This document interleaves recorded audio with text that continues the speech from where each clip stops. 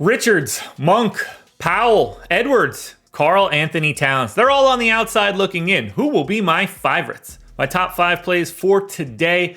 We're talking Sunday, January 14th, and we're breaking down DraftKings 4-game slate. Hit the like button, subscribe to the channel, hit the notification bell so you know when everything goes live. Follow me on Twitter at Josh Engleman. And then, if you're interested in the NFL or golf, do this. Click the link in the description, sign up for our NFL Sims Max package. You get it all for the rest of this NFL season, all the way through the Super Bowl, $99, and 2 weeks of our PGA Sims. We just dropped this recently. If you want to check that out as well, it just comes along for the ride. For both of these things, you're getting projections and ownership, the Sims tool, lineup generator, contest generator, everything that we have on the backside, on the paywall, behind the paywall, on the paywall, behind the paywall for these 2 packages. You just get it. And all you got to do is click the link or use the promo code DRIVE, which you see on the screen. First one up for me at number 5 is going to be Trey Lyles. Power forward center eligible, 3,900, projected for 18. The goal is 22. He's in the winning lineup 33% of the time. Playing solid enough minutes each night. 4-game slate means value looks a little bit different than it does when the slate is bigger. And Lyles can play his way into more minutes. He just has to play Harrison Barnes off the floor, or something negative happens to Domantas Sabonis. 20 minutes for Lyles. Call it 0.9 fantasy points per minute, 8.5 points, close to 5 boards and assists, and maybe a stock in a really nice pace up spot against Milwaukee, who does not represent the same defense you're used to seeing. So today, on a day where value is very hard to find, a sub 4K Lyles is one of the guys that you kind of got to get to. Grayson Allen in at number 4.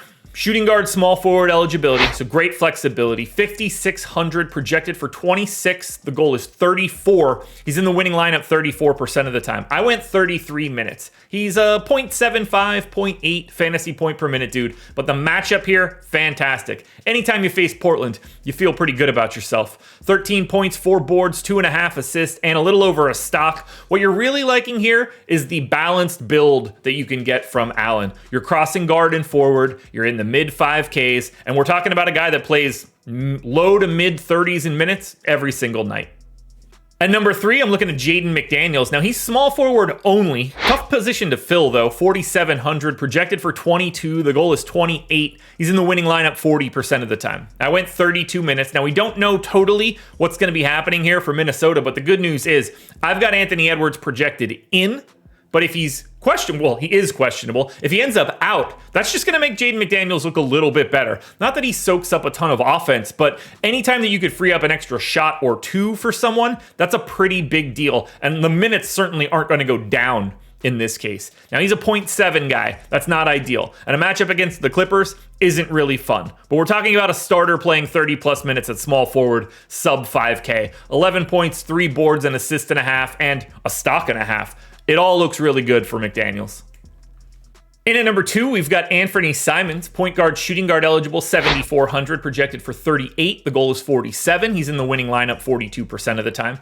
Terrifies me to take these Portland guys, but in a competitive matchup, you're getting 34-plus minutes out of Simons, 1.1 fantasy points per minute, lots of scoring, 29% usage, 22 points, 4.5 assists, 3.5 boards, maybe a stock. It is a tough spot against Phoenix in that they're 10-point underdogs, but they're going to see that pretty much every time they play. You're hoping that it's close enough that Anthony Simons can play his 4th quarter rotation. That is the goal when you roster him. Unfortunately for us today, the number 1 contender is Terrence Mann. Now, he is point guard, shooting guard eligible, 3,700, projected for 15, but the goal is just 21. He's in the optimal lineup 43% of the time. 25 minutes. 0.65 fantasy points per minute. This is a testament of what this slate is. 7 points, 3 boards, 2 assists, and a stock. Tough matchup against Minnesota for sure. Could look a little bit better if Anthony Edwards isn't around, but as I look at it, you're not as worried about the Minnesota defense when you take someone like Terrence Mann, because he's not the guy they're after when you're trying to slow this team down. It's honestly probably the reverse of all of it. But what we really want is a guy that can play in 2 separate positions, point guard and shooting guard, at a $3,700 price point. If he crosses 20 fantasy points for today, you're already feeling a little bit better. And Like, really, every point after that is just locking him into a lineup that you have to have. Terrence Mann, number 1 contender. Alrighty, folks, that will do it. Those are my NBA DFS contenders on DraftKings for Sunday, January 14th. FanDuel version is around here somewhere, so check it out. Good luck, everybody. Win some money. We're back again tomorrow morning for another edition of the Contenders.